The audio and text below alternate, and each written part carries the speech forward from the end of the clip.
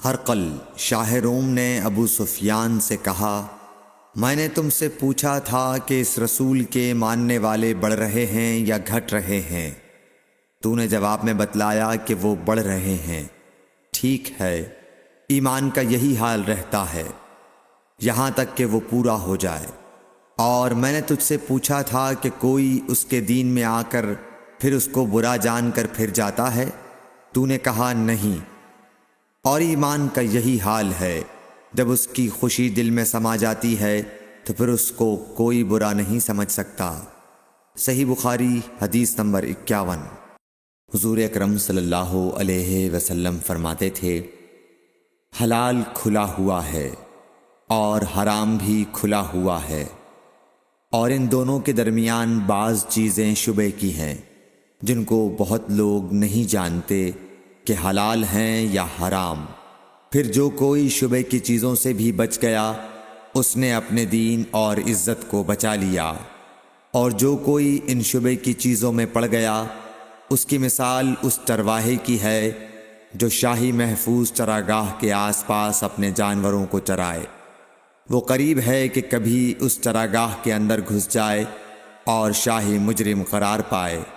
سن لو، ہر بادشاہ کی ایک چراگاہ ہوتی ہے، اللہ کی چراگاہ اس کی زمین پر حرام چیزیں ہیں، پس ان سے بچو۔ اور سن لو، بدن میں ایک گوشت کا ٹکڑا ہے، جب وہ درست ہوگا سارا بدن درست ہوگا، اور جہاں بگڑا سارا بدن بگڑ گیا۔ سن لو، وہ ٹکڑا آدمی کا دل ہے۔ صحیح بخاری حدیث نمبر 52۔ عبد القیس کا وفد جب حضرت صلی اللہ علیہ وسلم کے پاس آیا تو آپ نے پوچھا کہ یہ کون سی قوم کے لوگ ہیں یا یہ وفد کہاں کا ہے؟ انہوں نے کہا کہ ربیعہ خاندان کے لوگ ہیں۔ آپ صلی اللہ علیہ وسلم نے فرمایا، مرحبا اس قوم کو یا اس وفد کو، نہ ذلیل ہونے والے نہ شرمندہ ہونے والے، یعنی ان کا آنا بہت خوب ہے۔ وہ کہنے لگے، اے اللہ کے رسول صلی اللہ علیہ وسلم، ہم آپ کی خدمت میں صرف ان حرمت والے مہینوں میں آ سکتے ہیں، کیونکہ ہمارے اور آپ کے درمیان مضر کے کافروں کا قبیلہ آباد ہے۔ پس آپ ہم کو ایک ایسی قطعی بات بتلا دیجئے جس کی خبر ہم اپنے پچھلے لوگوں کو بھی کر دیں جو یہاں نہیں آئے، اور اس پر عمل درآمد کر کے ہم جنت میں داخل ہو جائیں۔ اور انہوں نے آپ سے اپنے برتنوں کے بارے میں بھی پوچھا۔ آپ صلی اللہ علیہ وسلم نے ان کو 4 باتوں کا حکم اور 4 قسم کے برتنوں کو استعمال میں لانے سے منع فرمایا۔ ان کو حکم دیا کہ ایک اکیلے خدا پر ایمان لاؤ۔ پھر آپ صلی اللہ علیہ وسلم نے پوچھا کہ جانتے ہو ایک اکیلے اللہ پر ایمان لانے کا مطلب کیا ہے؟ انہوں نے کہا کہ اللہ اور اس کے رسول ہی کو معلوم ہے۔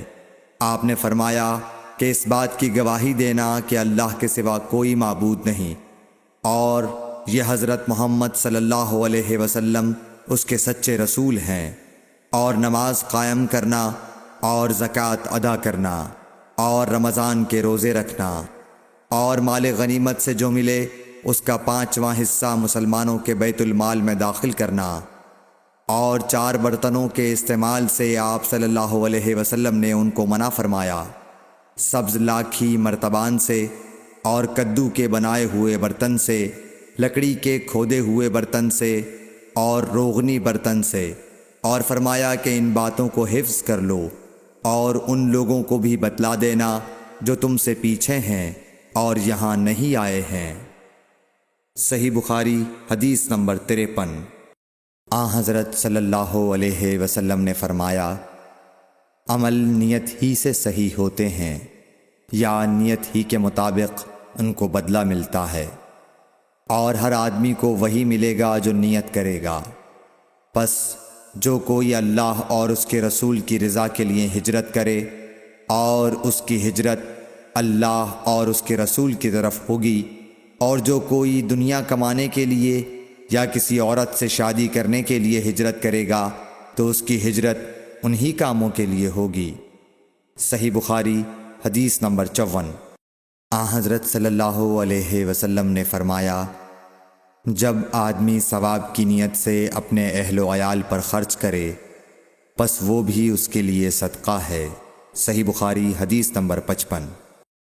حضرت صلی اللہ علیہ وسلم نے فرمایا، بے شک تو جو کچھ خرچ کرے اور اس سے تیری نیت اللہ کی رضا حاصل کرنی ہو تو تجھ کو اس کا ثواب ملے گا، یہاں تک کہ اس پر بھی جو تو اپنی بیوی کے منہ میں ڈالے۔ صحیح بخاری حدیث نمبر 56۔ جریر بن عبداللہ رضی اللہ تعالی عنہ نے کہا کہ حضرت صلی اللہ علیہ وسلم سے میں نے نماز قائم کرنے اور زکوٰۃ ادا کرنے اور ہر مسلمان کی خیر خواہی کرنے پر بیعت کی۔ صحیح بخاری حدیث نمبر 57۔ جس دن مغیرہ بن شعبہ حاکم کوفہ کا انتقال ہوا تو جریر بن عبداللہ رضی اللہ تعالی عنہ خطبے کے لیے کھڑے ہوئے اور اللہ کی تعریف اور خوبی بیان کی اور کہا، تم کو اکیلے اللہ کا ڈر رکھنا چاہیے، اس کا کوئی شریک نہیں، اور تحمل اور اطمینان سے رہنا چاہیے اس وقت تک کہ کوئی دوسرا حاکم تمہارے اوپر آئے، اور وہ ابھی آنے والا ہے۔ پھر فرمایا کہ اپنے مرنے والے حاکم کے لیے دعائے مغفرت کرو، کیونکہ وہ مغیرہ بھی معافی کو پسند کرتا تھا۔ پھر کہا کہ اس کے بعد تم کو معلوم ہونا چاہیے کہ میں ایک دفعہ حضرت صلی اللہ علیہ وسلم کے پاس آیا اور میں نے عرض کیا کہ میں آپ سے اسلام پر بیعت کرتا ہوں۔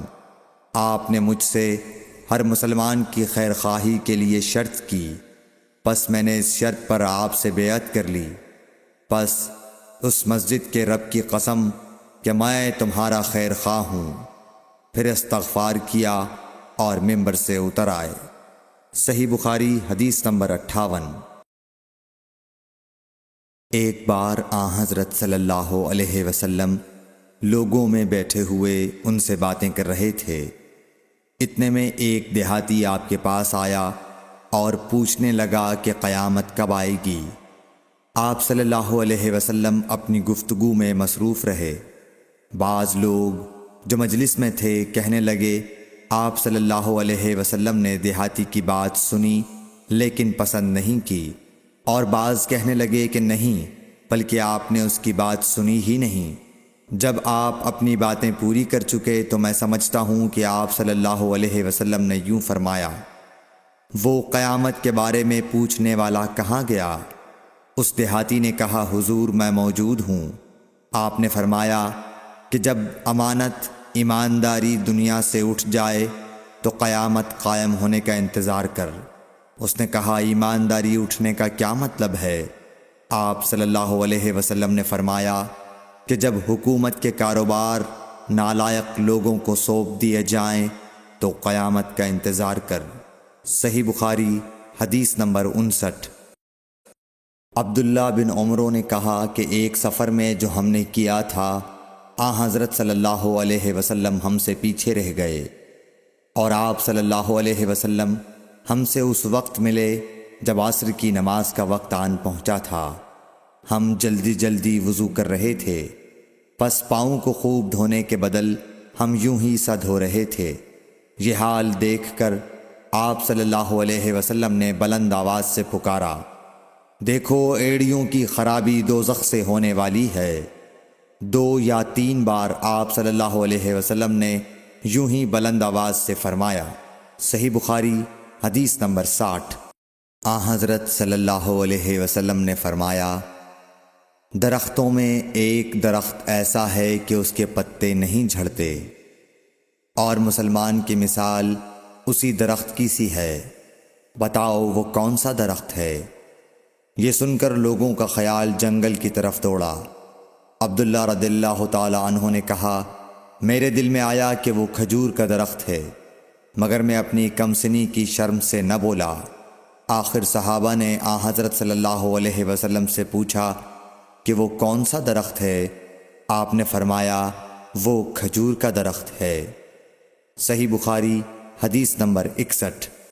حضرت صلی اللہ علیہ وسلم نے فرمایا، درختوں میں سے ایک درخت ایسا ہے کہ اس کے پتے نہیں جھڑتے، اور مسلمان کی بھی یہی مثال ہے۔ بتلاؤ وہ کون سا درخت ہے؟ یہ سن کر لوگوں کے خیالات جنگل کے درختوں میں چلے گئے۔ عبداللہ نے کہا کہ میرے دل میں آیا کہ بتلا دوں کہ وہ کھجور کا درخت ہے، لیکن وہاں بہت بزرگ موجود تھے، اس لیے مجھ کو شرم آئی۔ آخر صحابہ نے عرض کیا، یا رسول اللہ، آپ ہی بیان فرما دیجئے۔ آپ صلی اللہ علیہ وسلم نے بتلایا کہ وہ کھجور کا درخت ہے۔ صحیح بخاری حدیث نمبر 62۔ حضرت صلی اللہ علیہ وآلہ وسلم ایک بار مسجد میں بیٹھے ہوئے تھے۔ اتنے میں ایک شخص اونٹ پر سوار ہو کر آیا اور اونٹ کو مسجد میں بٹھا کر باندھ دیا۔ پھر پوچھنے لگا، بھائیو تم لوگوں میں محمد کون سے ہیں؟ حضرت صلی اللہ علیہ وسلم اس وقت لوگوں میں تکیہ لگائے بیٹھے ہوئے تھے۔ ہم نے کہا، حضرت محمد صلی اللہ علیہ وسلم یہ سفید رنگ والے بزرگ ہیں جو تکیہ لگائے ہوئے تشریف فرما ہیں۔ تب وہ آپ سے مخاطب ہوا کہ اے عبد المطلب کے فرزند۔ آپ صلی اللہ علیہ وسلم نے فرمایا، کہو میں آپ کی بات سن رہا ہوں۔ وہ بولا، میں آپ سے کچھ دینی باتیں دریافت کرنا چاہتا ہوں اور ذرا سختی سے بھی پوچھوں گا، تو آپ اپنے دل میں برا نہ مانیے گا۔ آپ صلی اللہ علیہ وسلم نے فرمایا، نہیں، جو تمہارا دل چاہے پوچھو۔ تب اس نے کہا کہ میں آپ کے رب اور اگلے لوگوں کے رب تبارک و تعالیٰ کی قسم دے کر پوچھتا ہوں، کیا آپ کو اللہ نے دنیا کے سب لوگوں کی طرف رسول بنا کر بھیجا ہے؟ آپ صلی اللہ علیہ وسلم نے فرمایا، ہاں یا میرے اللہ۔ پھر اس نے کہا، میں آپ کو اللہ کی قسم دیتا ہوں، کیا اللہ نے آپ کو رات دن میں 5 نمازیں پڑھنے کا حکم فرمایا ہے؟ آپ صلی اللہ علیہ وسلم نے فرمایا، ہاں یا میرے اللہ۔ پھر کہنے لگا، میں آپ کو اللہ کی قسم دے کر پوچھتا ہوں کہ کیا اللہ نے آپ کو یہ حکم دیا ہے کہ سال بھر میں اس مہینے رمضان کے روزے رکھو؟ آپ صلی اللہ علیہ وسلم نے فرمایا، ہاں یا میرے اللہ۔ پھر کہنے لگا، میں آپ کو اللہ کی قسم دے کر پوچھتا ہوں کہ کیا اللہ نے آپ کو یہ حکم دیا ہے کہ آپ ہم میں سے جو مالدار لوگ ہیں ان سے زکوٰۃ وصول کر کے ہمارے محتاجوں میں بانٹ دیا کریں؟ حضرت صلی اللہ علیہ وسلم نے فرمایا، ہاں یا میرے اللہ۔ تب وہ شخص کہنے لگا، جو حکم آپ اللہ کے پاس سے لائے ہیں میں ان پر ایمان لایا، اور میں اپنی قوم کے لوگوں کا جو یہاں نہیں آئے ہیں بھیجا ہوا تحقیق حال کے لیے آیا ہوں۔ صحیح بخاری حدیث نمبر 63۔ رسول اللہ صلی اللہ علیہ وسلم نے ایک شخص کو اپنا ایک خط دے کر بھیجا اور اسے یہ حکم دیا کہ اسے حاکم بحرین کے پاس لے جائے۔ بحرین کے حاکم نے وہ خط کسریٰ شاہ ایران کے پاس بھیج دیا۔ جس وقت اس نے وہ خط پڑھا تو چاک کر ڈالا۔ راوی کہتے ہیں، اور میرا خیال ہے کہ ابن مسیب نے اس کے بعد مجھ سے کہا کہ اس واقعے کو سن کر رسول اللہ صلی اللہ علیہ وسلم نے اہل ایران کے لیے بد دعا کی کہ وہ بھی چاک شدہ خط کی طرح ٹکڑے ٹکڑے ہو جائیں۔ اللہ نے بہت جلد اپنے سچے رسول صلی اللہ علیہ وسلم کی دعا کا اثر ظاہر کر دیا۔ صحیح بخاری حدیث نمبر 64۔ رسول اللہ صلی اللہ علیہ وسلم نے کسی بادشاہ کے نام دعوت اسلام دینے کے لیے ایک خط لکھا یا لکھنے کا ارادہ کیا تو آپ صلی اللہ علیہ وسلم سے کہا گیا کہ وہ بغیر مہر کے خط نہیں پڑھتے، یعنی بے مہر کے خط کو مستند نہیں سمجھتے۔ تب آپ صلی اللہ علیہ وسلم نے چاندی کی انگوٹھی بنوائی جس میں محمد الرسول اللہ کندہ تھا۔ صحیح بخاری حدیث نمبر 65۔ ایک مرتبہ رسول اللہ صلی اللہ علیہ وسلم مسجد میں تشریف فرما تھے اور لوگ آپ صلی اللہ علیہ وسلم کے ارد گرد بیٹھے ہوئے تھے کہ 3 آدمی وہاں آئے۔ ان میں سے 2 رسول اللہ صلی اللہ علیہ وسلم کے سامنے پہنچ گئے اور ایک واپس چلا گیا۔ پھر وہ دونوں رسول اللہ صلی اللہ علیہ وسلم کے سامنے کھڑے ہو گئے۔ اس کے بعد ان میں سے ایک نے جب مجلس میں ایک جگہ کچھ گنجائش دیکھی تو وہاں بیٹھ گیا، اور دوسرا اہل مجلس کے پیچھے بیٹھ گیا، اور تیسرا جو تھا وہ لوٹ گیا۔ تو جب رسول اللہ صلی اللہ علیہ وسلم اپنی گفتگو سے فارغ ہوئے تو صحابہ رضی اللہ عنہم سے فرمایا، کیا تمہیں 3 آدمیوں کے بارے میں نہ بتاؤں؟ تو سنو۔ ان میں سے ایک نے اللہ سے پناہ چاہی، اللہ نے اسے پناہ دی، اور دوسرے کو شرم آئی تو اللہ بھی اس سے شرمایا کہ اسے بھی بخش دیا، اور تیسرے شخص نے منہ موڑا، اللہ نے بھی اس سے منہ موڑ لیا۔ صحیح بخاری حدیث نمبر 66۔ رسول اللہ صلی اللہ علیہ وسلم اپنے اونٹ پر بیٹھے ہوئے تھے اور ایک شخص نے اس کی نکیل تھام رکھی تھی۔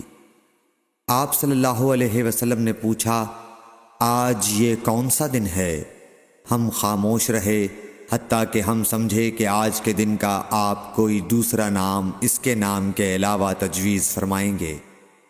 پھر آپ صلی اللہ علیہ وسلم نے فرمایا، کیا آج قربانی کا دن نہیں ہے؟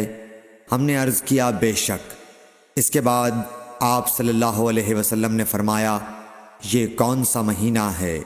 ہم اس پر بھی خاموش رہے اور یہی سمجھے کہ اس مہینے کا بھی آپ اس کے نام کے علاوہ کوئی دوسرا نام تجویز فرمائیں گے۔ پھر آپ صلی اللہ علیہ وسلم نے فرمایا، کیا یہ ذو الحجہ کا مہینہ نہیں ہے؟ ہم نے عرض کیا، بے شک۔ آپ صلی اللہ علیہ وسلم نے فرمایا، تو یقیناً تمہاری جانیں اور تمہارے مال اور تمہاری آبرو تمہارے درمیان اسی طرح حرام ہیں جس طرح آج کے دن کی حرمت تمہارے اس مہینے اور اس شہر میں ہے۔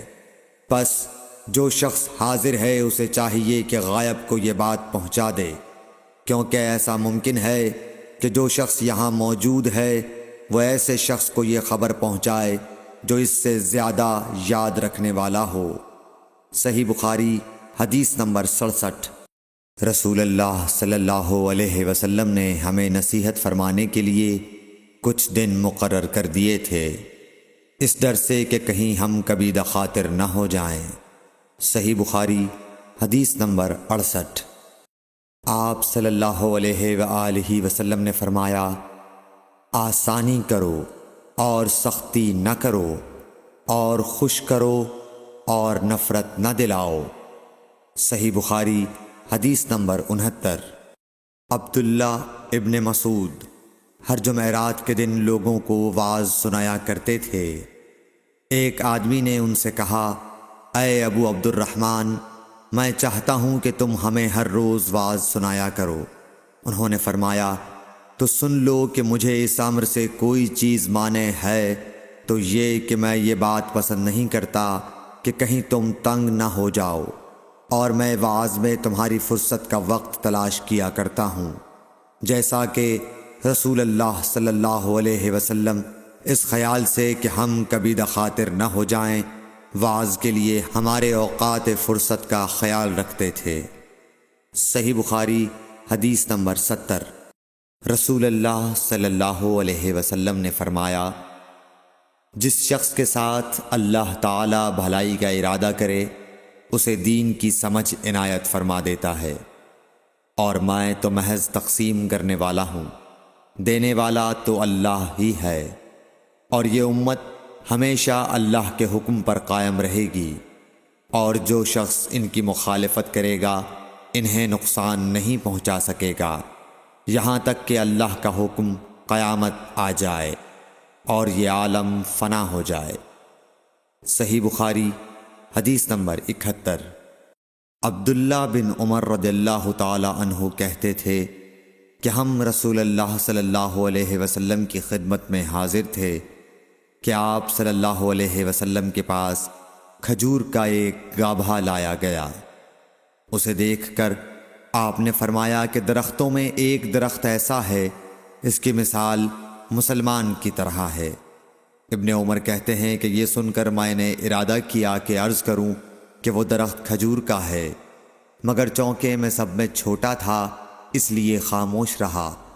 پھر رسول اللہ صلی اللہ علیہ وسلم نے خود ہی فرمایا کہ وہ کھجور ہے۔ صحیح بخاری حدیث نمبر 72۔ رسول اللہ صلی اللہ علیہ وسلم کا ارشاد ہے کہ حسد صرف 2 باتوں میں جائز ہے۔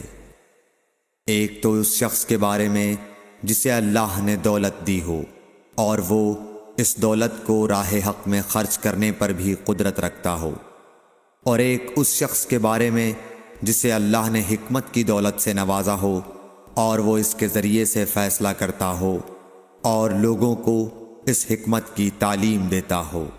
صحیح بخاری حدیث نمبر 73۔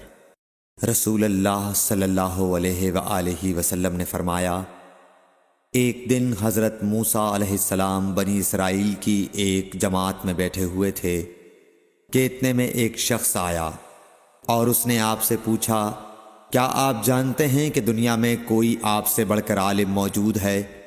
حضرت موسیٰ علیہ السلام نے فرمایا، نہیں۔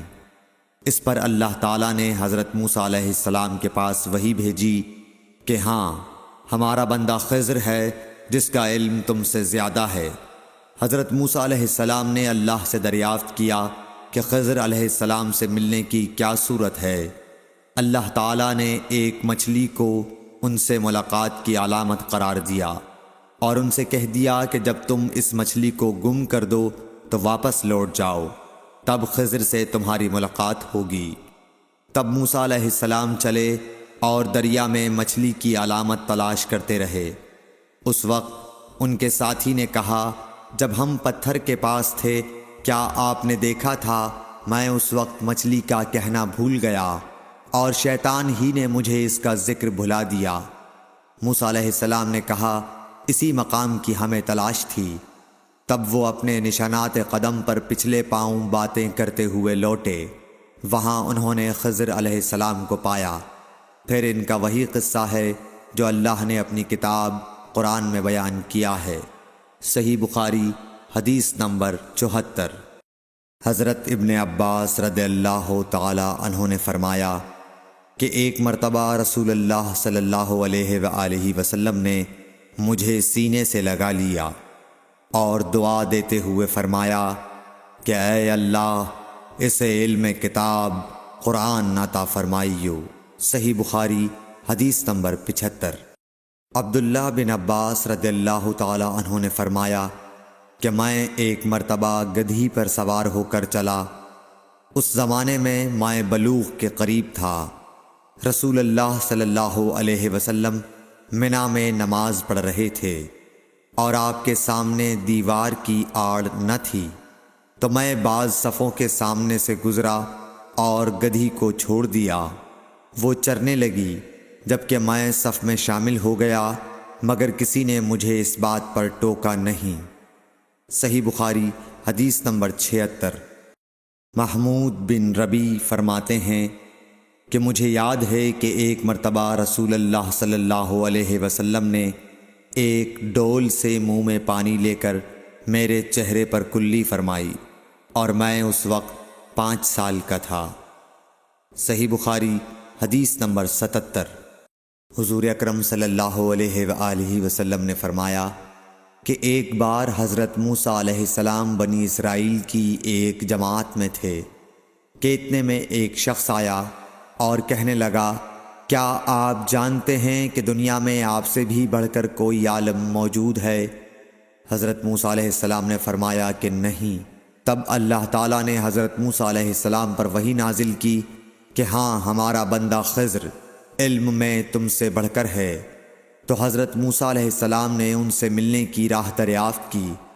اس وقت اللہ تعالیٰ نے ان سے ملاقات کے لیے مچھلی کو نشانی قرار دیا اور ان سے کہہ دیا کہ جب تم مچھلی کو نہ پاؤ تو لوٹ جانا، تم خضر سے ملاقات کر لوگے۔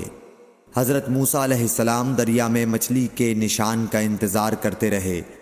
تب ان کے خادم نے ان سے کہا، کیا آپ نے دیکھا تھا کہ جب ہم پتھر کے پاس تھے تو میں وہاں مچھلی بھول گیا اور مجھے شیطان ہی نے غافل کر دیا؟ حضرت موسیٰ علیہ السلام نے کہا کہ ہم اسی مقام کے تو متلاشی تھے۔ تب وہ اپنے قدموں کے نشانوں پر باتیں کرتے ہوئے واپس لوٹے۔ وہاں خضر علیہ السلام کو انہوں نے پایا۔ پھر ان کا قصہ وہی ہے جو اللہ تعالیٰ نے اپنی کتاب میں بیان فرمایا ہے۔ صحیح بخاری حدیث نمبر 78۔ آپ صلی اللہ علیہ وآلہ وسلم نے فرمایا کہ اللہ تعالیٰ نے مجھے جس علم و ہدایت کے ساتھ بھیجا ہے اس کی مثال زبردست بارش کی سی ہے جو زمین پر خوب برسے۔ بعض زمین جو صاف ہوتی ہے وہ پانی کو پی لیتی ہے اور بہت بہت سبزہ اور گھاس اگاتی ہے، اور بعض زمین جو سخت ہوتی ہے وہ پانی کو روک لیتی ہے۔ اس سے اللہ تعالیٰ لوگوں کو فائدہ پہنچاتا ہے، وہ اس سے سیراب ہوتے ہیں اور سیراب کرتے ہیں۔ اور کچھ اور زمین کے بعض خطوں پر پانی پڑتا ہے جو بالکل چٹیل میدان ہوتے ہیں، نہ پانی روکتے ہیں اور نہ ہی سبزہ اگاتے ہیں۔ تو یہ اس شخص کی مثال ہے جو دین میں سمجھ پیدا کرے اور نفع دے، اس کو وہ چیز جس کے ساتھ میں مبعوث کیا گیا ہوں اس نے علم دین سیکھا اور سکھایا۔ اور اس شخص کی مثال جس نے سر نہیں اٹھایا یعنی توجہ نہیں کی، اور جو ہدایت دے کر میں بھیجا گیا ہوں اسے قبول نہیں کیا۔ صحیح بخاری حدیث نمبر 79۔ رسول اللہ صلی اللہ علیہ وسلم نے فرمایا، علامت قیامت میں سے یہ ہے کہ دینی علم اٹھ جائے گا اور جہل ہی جہل ظاہر ہو جائے گا، اور اعلانیہ شراب پی جائے گی اور زنا پھیل جائے گا۔ صحیح بخاری حدیث نمبر 80۔ رسول اللہ صلی اللہ علیہ وآلہ وسلم نے فرمایا کہ علامات قیامت میں سے یہ ہے کہ علم دین کم ہو جائے گا، جہل ظاہر ہو جائے گا، زنا بکثرت ہوگا، عورتیں بڑھ جائیں گی اور مرد کم ہو جائیں گے، حتیٰ کہ 50 عورتوں کا نگران صرف ایک مرد رہ جائے گا۔ صحیح بخاری حدیث نمبر 81۔ رسول اللہ صلی اللہ علیہ وسلم نے فرمایا کہ میں سو رہا تھا، اسی حالت میں مجھے دودھ کا پیالہ دیا گیا، میں نے خوب اچھی طرح پی لیا، حتیٰ کہ میں نے دیکھا کہ تازگی میرے ناخنوں سے نکل رہی ہے۔ پھر میں نے اپنا بچا ہوا دودھ عمر بن الخطاب کو دے دیا۔ صحابہ رضی اللہ عنہم نے پوچھا، آپ نے اس کی کیا تعبیر لی؟ آپ صلی اللہ علیہ وسلم نے فرمایا، علم۔ صحیح بخاری حدیث نمبر 82۔ حجۃ الوداع میں رسول اللہ صلی اللہ علیہ وسلم لوگوں کے مسائل دریافت کرنے کی وجہ سے منا میں ٹھہر گئے، تو ایک شخص آیا اور اس نے کہا کہ میں نے بے خبری میں ذبح کرنے سے پہلے سر منڈا لیا۔ آپ صلی اللہ علیہ وسلم نے فرمایا، اب ذبح کر لے اور کچھ حرج نہیں۔ پھر دوسرا آدمی آیا، اس نے کہا کہ میں نے بے خبری میں رمی کرنے سے پہلے قربانی کر لی۔ آپ صلی اللہ علیہ وآلہ وسلم نے فرمایا، اب رمی کر لے اور پہلے کر دینے سے کچھ حرج نہیں۔ ابن عمرو کہتے ہیں، اس دن آپ صلی اللہ علیہ وسلم سے جس چیز کا بھی سوال ہوا جو کسی نے آگے اور پیچھے کر لی تھی، تو آپ صلی اللہ علیہ وسلم نے یہی فرمایا کہ اب کر لے اور کچھ حرج نہیں۔ صحیح بخاری حدیث نمبر 83۔ نبی صلی اللہ علیہ وسلم سے آپ کے آخری حج میں کسی نے پوچھا کہ میں نے رمی کرنے یعنی کنکر پھینکنے سے پہلے ذبح کر لیا۔ آپ صلی اللہ علیہ وسلم نے ہاتھ سے اشارہ کیا اور فرمایا، کچھ حرج نہیں۔ کسی نے کہا کہ میں نے ذبح سے پہلے حلق کر لیا۔ آپ صلی اللہ علیہ وسلم نے سر سے اشارہ فرما دیا کہ کچھ حرج نہیں۔ صحیح بخاری حدیث نمبر 84۔ آپ صلی اللہ علیہ وسلم نے فرمایا کہ ایک وقت ایسا آئے گا کہ جب علم اٹھا لیا جائے گا، جہالت اور فتنے پھیل جائیں گے اور حرج بڑھ جائے گا۔ آپ سے پوچھا گیا کہ یا رسول اللہ، حرج سے کیا مراد ہے؟ آپ صلی اللہ علیہ وسلم نے اپنے ہاتھ کو حرکت دے کر فرمایا، اس طرح گویا آپ صلی اللہ علیہ وسلم نے اس سے قتل مراد لیا۔ صحیح بخاری حدیث نمبر 85۔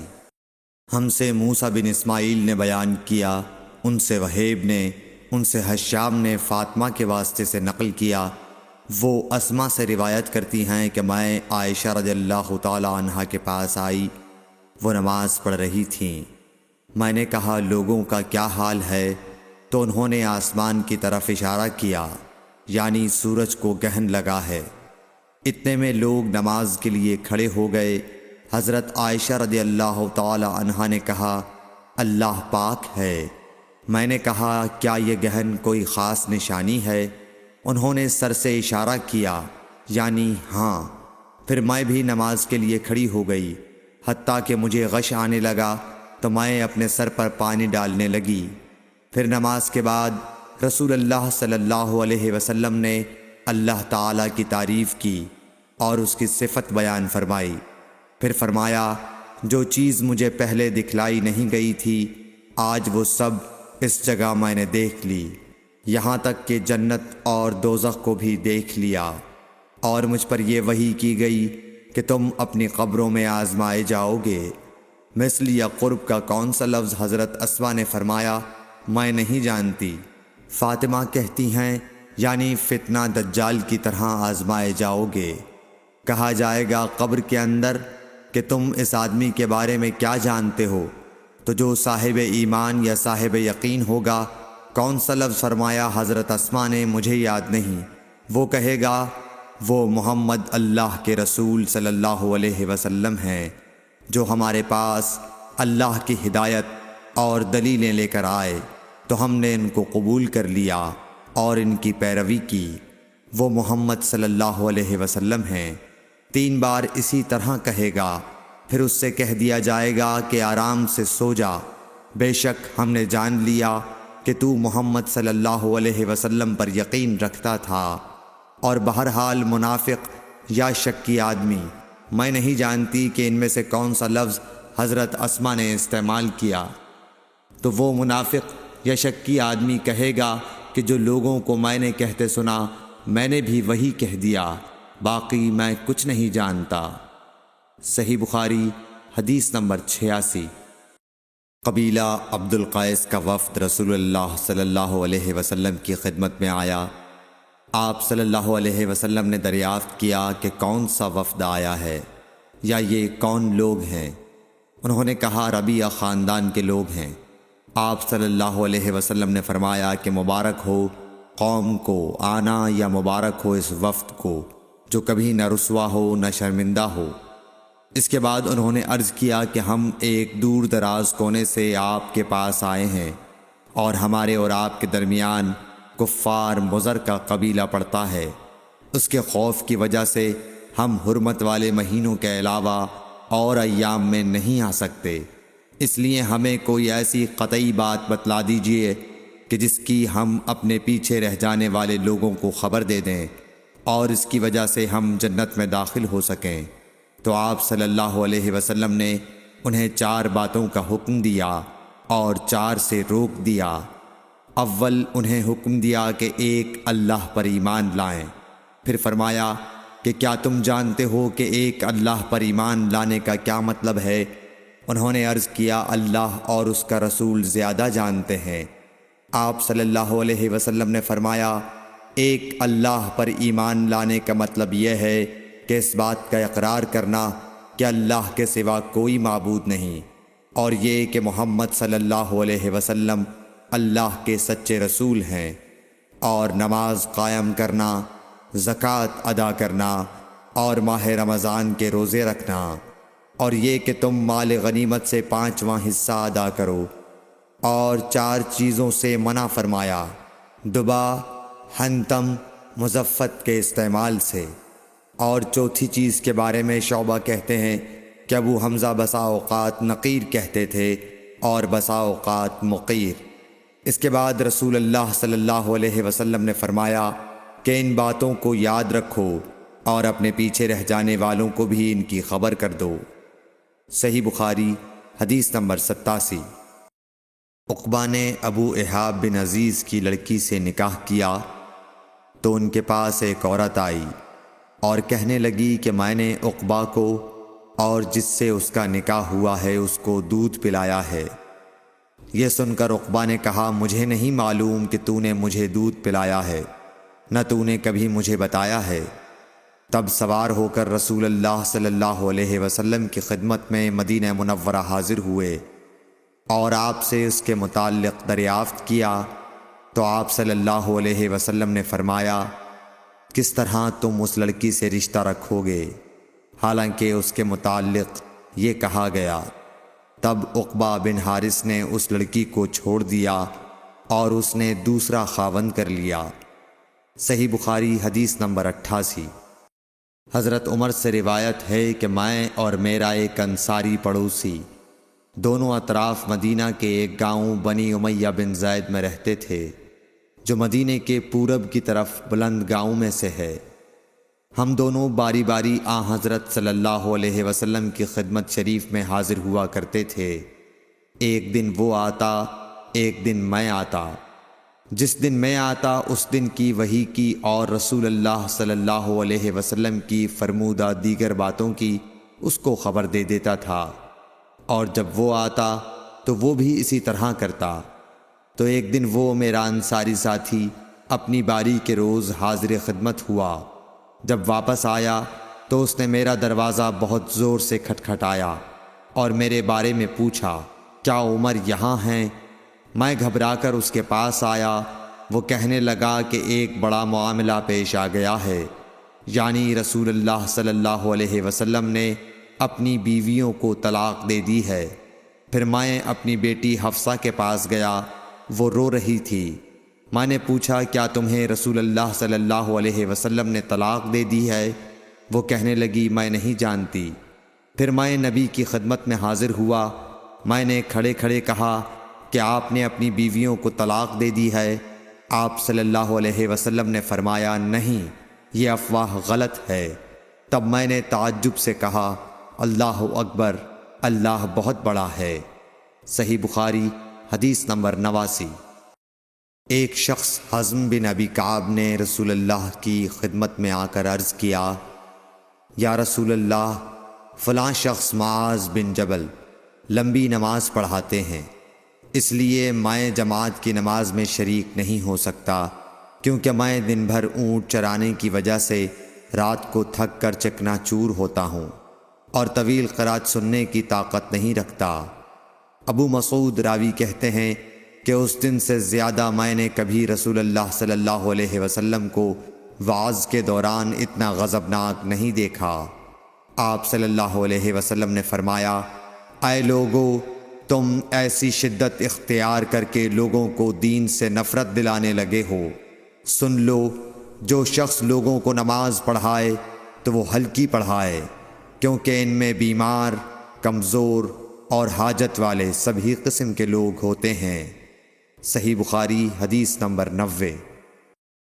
ایک شخص عمیر یا بلال نے رسول اللہ صلی اللہ علیہ وسلم سے پڑی ہوئی چیز کے بارے میں دریافت کیا۔